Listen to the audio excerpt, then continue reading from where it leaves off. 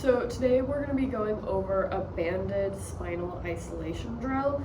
And really the purpose of this drill is to help you start to feel where your spinal motion is coming from. So you've got a lot of vertebrae and we got them in different areas, and each portion of the spine sort of does something different. So our thoracic vertebra that run sort of from the top of the shoulders down to about belly button tend to not move as much as, say, our cervical vertebra, which are the ones of our neck, or the ones of our low back, and they sort of specialize in different things. We got a lot of rotation as well, but right now we're working on spinal flexion and extension. So you're gonna need a relatively light band. You don't need a super heavy one. You might see people cranking on this with a heavy band. I think that if you really want to strengthen spinal flexion or extension, this forward back, you want to do it in a different way, and this is a good drill for driving awareness more than strength. So you're going to take the band and you're going to loop it around your back. If you've got stable thumbs, you can loop it around your thumbs, or if you've got more bendy thumbs and hands, you can loop it around the hand itself.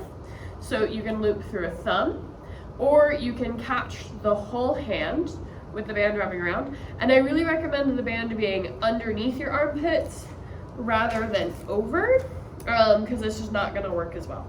So you're going for the band around and underneath rather than reaching over your shoulder this way.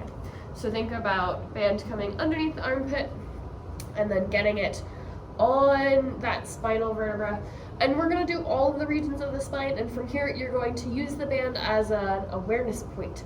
So the band is contacting me right there, so I'm going to work on exaggerating the bend at that spot, and then rounding up, initiating at that spot, and then extending through that spot. So you'll notice that the other parts of my spine are moving, but I'm trying to initiate the movement from where the band is making contact first.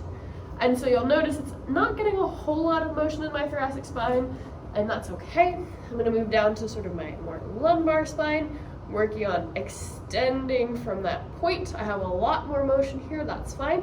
And then also rounding and initiating from this point rather than just shifting my pelvis.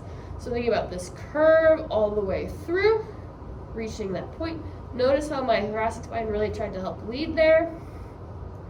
Coming back down into extension from where it's in contact.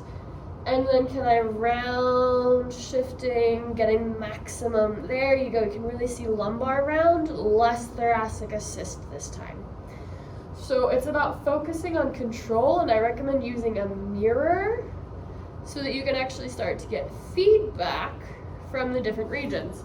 We're not going to be doing this for your cervical spine because you don't need that resistance as much, but you can do it at each level of the vertebra all the way up and down through your spine to work on building awareness. So you can shift just a little bit.